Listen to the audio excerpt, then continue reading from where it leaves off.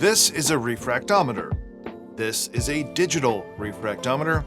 And this is another digital refractometer.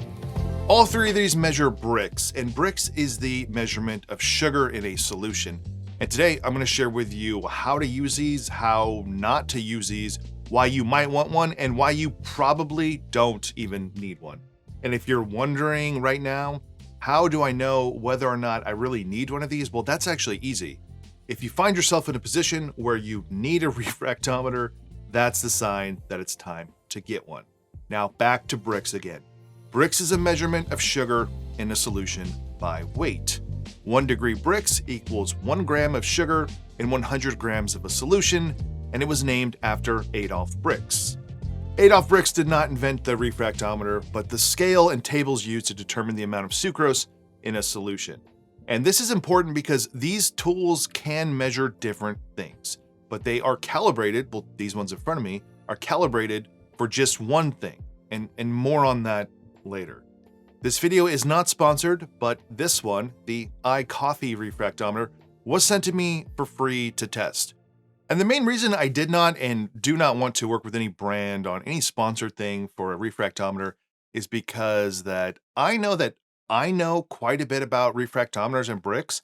I've consumed about as much information as I possibly could find online, yet I still don't know that much about them. I'm continually learning the limitations, the inaccuracies of using these, and because of that, I don't want to recommend a certain brand or a certain style to anyone, at least not yet or anytime soon. But the fine people at iCoffee have extended a discount to those of you watching. I'll show you how this one works and share with you its limitations because it does have some. So why would you want a refractometer? Well, if you're making syrups and you want to make sure that your syrups have a very specific percentage of sugar, you need one of these. For most of that, it might be a 1-to-1 simple syrup, which is 50 Brix, or a 2-to-1 rich simple syrup, which is 66 Brix. And maybe you want to take an agave or a honey and lower the Brix to make it easier to use and more pourable. I'm putting an asterisk here next to agave and honey because we have to come back to this because they don't work the same as what you might think they work in a refractometer. You just might have some fresh fruit that you want to turn into a 50 or 66 Brix syrup, and you could use the internet to tell you the Brix of that juice, but it might be inaccurate, and it actually might be off by a pretty big factor here. You can use a refractometer to tell you the Brix of your juice, and then you'll know how much sugar to add using a little bit of math, and we'll get to the math here eventually. This is where it's just important to understand how these tools work.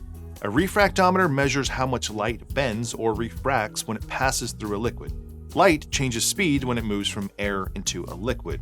The denser that liquid is, like a sugar syrup, the more it bends the light. A refractometer uses a small glass prism and a light source to measure the bending of the light.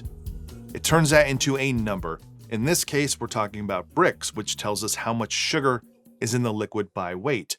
But refractometers are not always for sugar. And in this case, this is not even for sugar. This is for sucrose. You can find ones for fructose, glucose, or salinity. There are ones that measure gases or oil as well. But a Brix refractometer is calibrated to give you a number based on sucrose. Anything else in your solution, including salt, acidity, alcohol, and so on, can and will play a big factor to make your readings inaccurate. If you want to know more about how refractometers work, check out this video right here. It goes way into depth on how these actually work, and there will be links to that in this episode's description as well.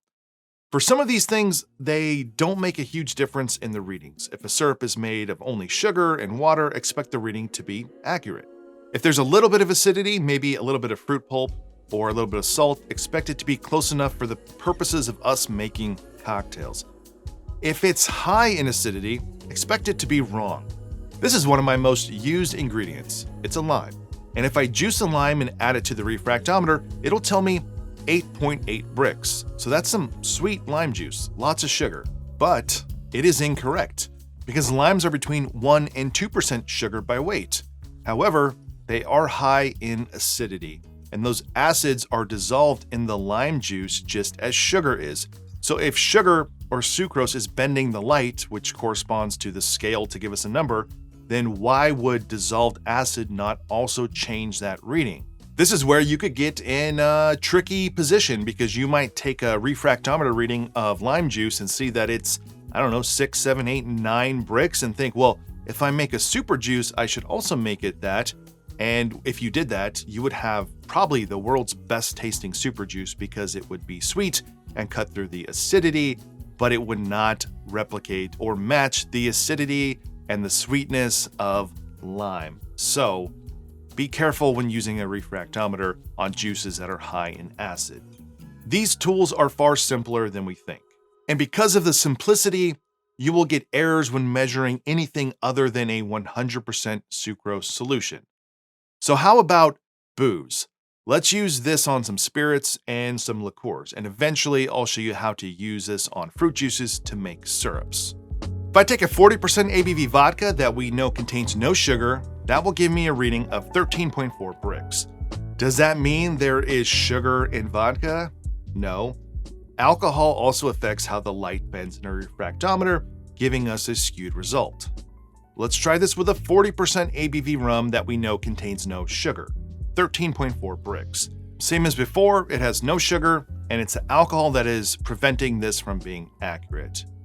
Now, what if we did a rum that has some sugar in it? This is one of the highest dose rums containing 19 grams of sugar per liter. If a 40% ABV rum with no sugar added is 13.4 Brix, as is the vodka, and we know that our rum here is 19 grams of sugar per liter, then you might expect this rum to come out to 15.3 or something close if you want to be exact, but it's 14.7.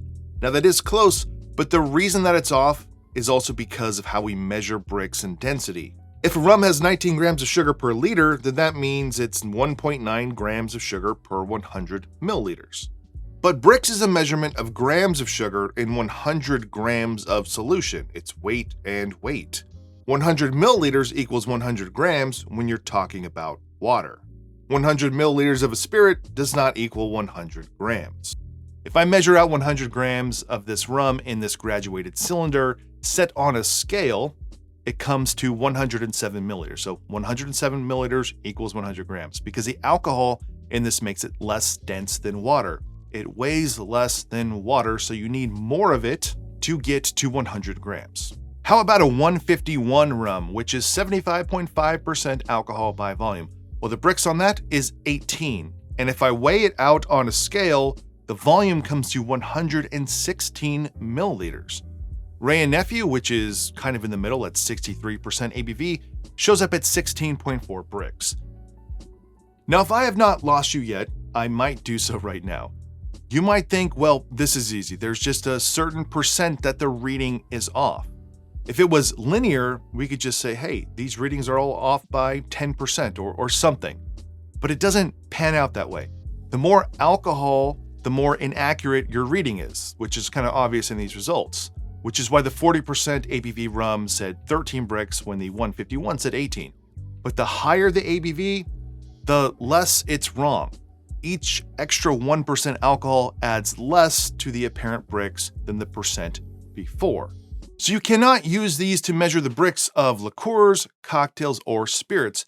They are just not accurate. There's no formula either, and while maybe someone could come up with one, there's just not one that exists, at least not right now. Plus, in the world of liqueurs, there could be other dissolved solids in your liqueurs affecting the reading. It also doesn't really matter because the Brix of a cocktail or even a liqueur, it just doesn't really matter to your finished cocktail. What matters is how it tastes, and bitterness and acidity will counter sweetness, so the Brix really only can tell you so much. It matters a lot for getting something to slush if you're trying to, make a slushy recipe, but not on how a final cocktail tastes. But liqueurs are the Wild West of the booze industry, and let's see how these work on liqueurs, starting with my favorite examples, Campari and Aperol. We all know, or you'll know right now, that Aperol is sweeter than Campari. And if we look at the Brix readings, they show Campari as 32.4 Brix and Aperol as 26.8 Brix.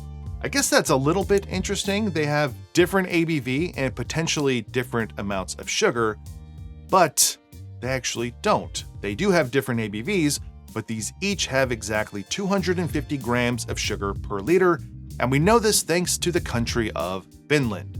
They test all of their alcohols and liqueurs through their state-owned retail monopoly, Alko. It is an excellent resource if you are searching for the amount of sugar in a spirit or a liqueur. Now you might be thinking, well, if it's 250 grams of sugar per liter, and wouldn't that just equal 25 grams of sugar per 100 milliliters, and therefore 25 Brix? But as we already discussed earlier, with alcohol, whether it's a spirit or liqueur, 1 liter does not equal 1,000 grams, and 100 milliliters does not equal 100 grams, and 100 grams is how we measure Brix. But if I measure out Campari and Aperol, we'll see 100 grams of Campari is 96 milliliters, and 100 grams of Aperol is 95. They have alcohol, why are they not less dense like the rum and the vodka, measuring more than 100 milliliters to get to grams? Well, that's because they have 250 grams of sugar per liter, and sugar adds to the density, making it heavier than water. And I don't know if I'm just talking to myself now, because we are deep in the weeds here. So if water is like here, then liqueurs are moving between denser and lighter depending on the ABV and the sugar, making it pretty much impossible to get an accurate reading from a refractometer or to measure them against each other in any way that would give you a result that is meaningful. But this is kind of fun. How about orange liqueurs? Let's first try Grand Marnier, which is 40% ABV, and the Brix is 31.2. Another favorite, Pierre Ferrand, is 40% ABV, and since it's a dry curacao, it will have much less sugar. It's 31.4 Brix. Okay, that's confusing. They have the same ABV. Let's check Alko. Turns out they are exactly the same, 201 grams of sugar per liter. So yeah, dry curacao is the same as Grand Marnier for how much sugar there is per liter. Dry in this case is just a marketing term. Now let's jump back into honey and agave. Since they are not 100% sucrose, you can expect your Brix readings to not be accurate since honey is fructose and glucose, and agave is mainly fructose with a little bit of glucose and sucrose. And if you don't know that much about sugars, that's okay. I don't know that much either, to be honest with you. But before you go off the deep end in creating some type of like calculations to easily convert honey and agave readings to sucrose to use your refractometers, we need to stop and think about sweetness again as well. A true 50 Brix agave syrup, honey syrup, or sugar syrup don't have the same sweetness. Even if you made sure that the readings you're getting from your refractometer is 100% accurate. And the reason for that is back to what we talked about just a second ago. It's perceived sweetness. And the way we perceive and taste sweet things is different. Like honey and agave, they taste sweeter than table sugar. But some are also sweeter tasting faster, and some dissipate faster as well. I don't think we need to be too worried about these inaccuracies when we're measuring honey or agave in a Brix sucrose refractometer. But it's just something to know. It's a data point to have to understand how these things don't work the same in these machines or even on your palate. Now, the limitation of this iCoffee refractometer is its range. It goes from 0 to 55 Brix, meaning you cannot take agave or honey to get a reading and then figure out how much water you need to add to lower the sweetness. You also can't test anything over 55 Brix, so your 66 Brix 2-to-1 syrup would not work here. You wouldn't get an accurate reading on it. Now that's not as big of a limitation as you might assume. And let's walk through making a syrup, and just for fun, let's do pineapple juice. This is fresh pineapple juice, but any juice would work here. If you had some fresh pomegranate juice, this would be a great tool to use to make some excellent grenadine. My fresh juice is 14.4 Brix. Now, let's say that I want to get this to 50 Brix in a syrup. So I have a pineapple syrup that matches simple syrup. How much sugar do I add? Can I just take 50 minus 14.4 and then add the rest in sugar? No, we have to do a little bit of math. This gets a little complicated, but if you're on the Make and Drink Discord, I have a spreadsheet that you can use to figure this out easily, or even easier, I just created a calculator on my website, and I'll have a link to that in this episode's description. You do need to weigh your liquid and then add it in. Put in your measured Brix, your desired Brix, and there you go. It tells you exactly how much sugar to add. There's also a calculator to lower the Brix of a syrup or liquid. If you want to know the details of how to make a syrup, an oleo, or anything else, I'll link to those videos. I have a couple videos on this but in the effort to save time, here's some finished pineapple syrup. Since it's summertime, I also had some watermelon that I juiced. It measures 10 Brix. Using my calculator, I determined I need to add this much sugar, and now I have a 50 Brix watermelon syrup. So I happen to have 3 refractometers, a standard manual one, a digital one off Amazon, and then the iCoffee one that was sent to me. The manual, it works just fine, and they're a little difficult sometimes to see the accurate reading through. It'd be a little bit time consuming, but they're affordable. The digital ones I really like, and I've tested them against each other, and they seem to be pretty accurate. I've tested them against the non-digital, and they're accurate most of the time. I have found times where both of these were inaccurate, and they can be a little bit temperamental since the amount of liquid that you put in it and the temperature play a factor.